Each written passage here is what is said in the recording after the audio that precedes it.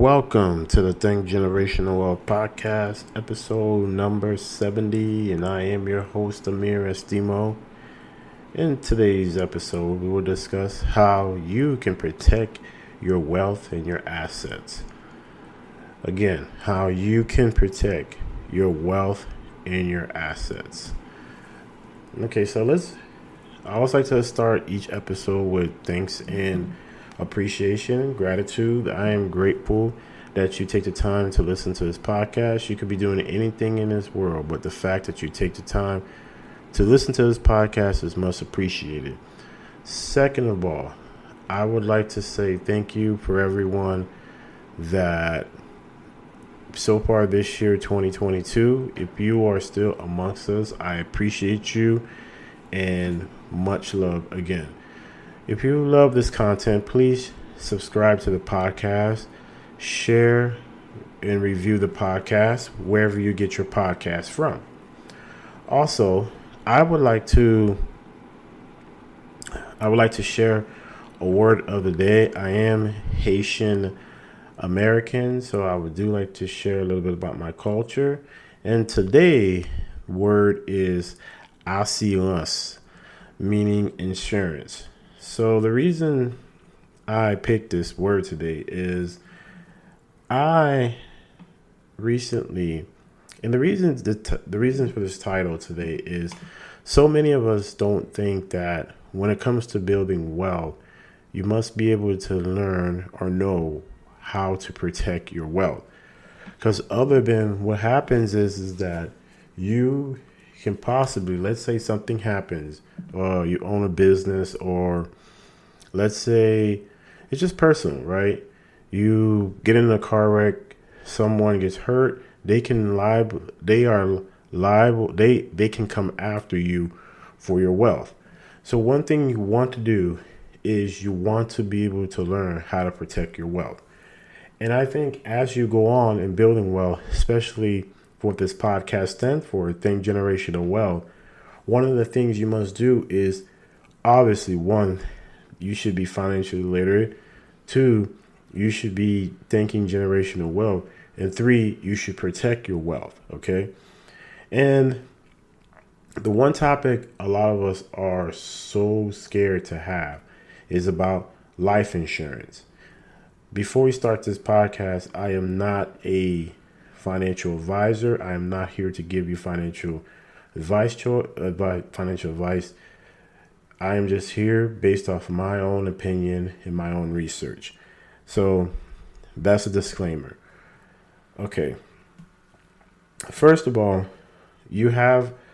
think about it this way. So when you buy a car, what did you do? Before that car leaves the lot, what do you make sure that car have? Life insurance. Sorry, not life insurance. You make sure that car has car insurance. When you at a job, entrepreneur, whatever that is, what do you make sure happens? You have health insurance, because obviously unless you do self-pay, health insurance is extremely expensive. We insure our home. So when we have a mortgage, what do? We get home insurance. You see where I'm going with this? Obviously, we get insurance. Let's say you even buy a TV from Best Buy or something. What do? You make sure your TV is insured. All these things people do, but one thing they are so not ready to do or so not want to do is they don't want life insurance. And the reason is because no one wants to deal with the fact that eventually we're going to die. And it will happen. It's just a matter of when and where. Now, the one thing you don't want to do, if you're the head of the household, is you do not, if something were to happen to you, to where, let's say you got sick and you need someone to speak for you, you need someone to be able to take care of your affairs, and they can't because maybe they don't have a power of attorney to be able to do and make decisions on your behalf. And if you think about it, especially if you're the head of the household, you do not want to leave your family in a situation. Let's say you do pass away, and all of a sudden all the bills is under your spouse's is under your spouse, and now they are now liable to pay. They have to pay for the bills, and that is why it is important, especially if you're a millennial. For you, if you don't have the net worth yet, but to have life insurance. Life insurance replaces that. So something, in case something ever happened to you, imagine you not leaving your spouse in the best position, especially if you guys have kids, multiple kids, and the kids got to go to college one day. How is that going to happen if if they are overwhelmed with debt? So that's why it's important to have life insurance. Now, there's two life insurance. There's term and then there's permanent. The difference is term is depending on how long you purchase the life insurance. Let's say it could be 10 years, 20 years, 30 years, right? You pay a set amount every single month to that life insurance. Now, once that term hits, it expires. And now with life insurance, especially with term, the older you get, it gets more expensive. Because at your younger years, insurance companies look at you as healthy, you are in better shape, less sickness, less sicknesses that you occur. Obviously, the older you get, you may not be able to move around like you used to. You're probably in more bad health. So that's why it's easier for insurance companies to insure you while you're younger versus than when you're older. Okay. So that's what you want to keep in mind with term insurance. Term insurance is exactly what it is. It's for X amount of time. Now, permanent life insurance is where it could be there. It goes up to a certain age. I think age 121. Some is even shorter than that. But you are permanently covered as long as you live. Now, the thing about some permanent life insurance policies, what you can do is actually buy insurance and then have a savings vehicle within that insurance, which is called a cash value. Now, within that cash value, if you build it enough, what you can do is actually you can borrow against that cash value, and you can actually borrow from yourself, and then you pay yourself back with insurance. And the reason why this is too, a lot of the rich people are doing this. Now, I'll give you a quip. I know people may think this is a little weird, but it did actually happen.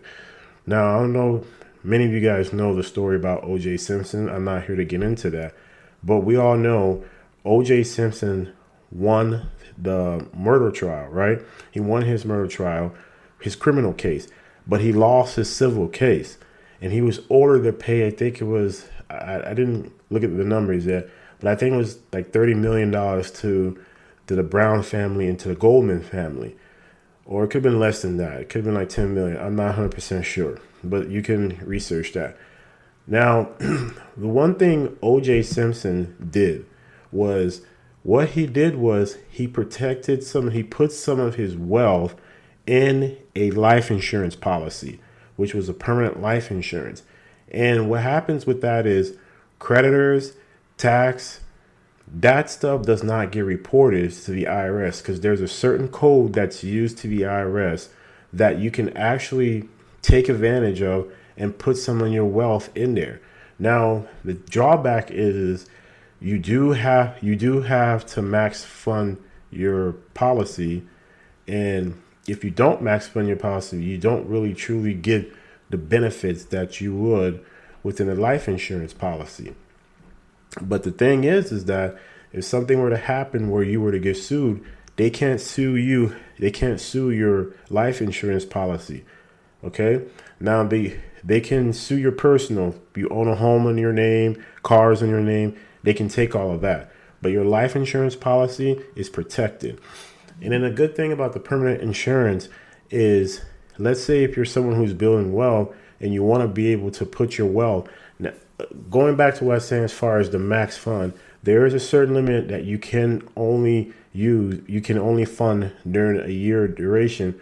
Otherwise, if you go overfunded, you overfund your life insurance policy, you can actually become taxed. Your life insurance policy can become taxable, and you will lose that IRS code. Okay. Now, and I think it's the code. I may be slightly wrong, but I think the code is 7702. Again, you can always research that. So what you do with that life insurance policy is you build that cash value you can borrow against yourself. So as you see, there's the two. Now, the thing about the drawback with the permanent life insurance, it does cost more than a term insurance. Term insurance is much cheaper, and there is much more fees to keep that policy, to manage that life insurance policy. It does cost, which is like cost of fees or cost of maintenance. It is expensive. It can get quite expensive, and so you don't. That's the drawback when it comes to permanent life insurance. But here again, O.J. Simpson protected most as well. So if you remember, O.J. Simpson actually went to jail for an armed robbery case, and when he came out, he was still a millionaire because he put some of his wealth in a permanent life insurance policy.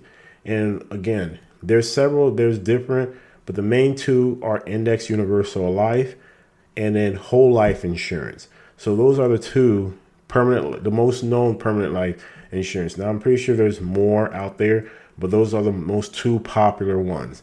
And whoever you decide to go with when it comes to a life insurance company, they will work with you to see what benefits you the most. Okay. Now, he came out of prison and he was actually still a millionaire. And people wondered why. That's why you have to see what the rich are doing. Follow the money.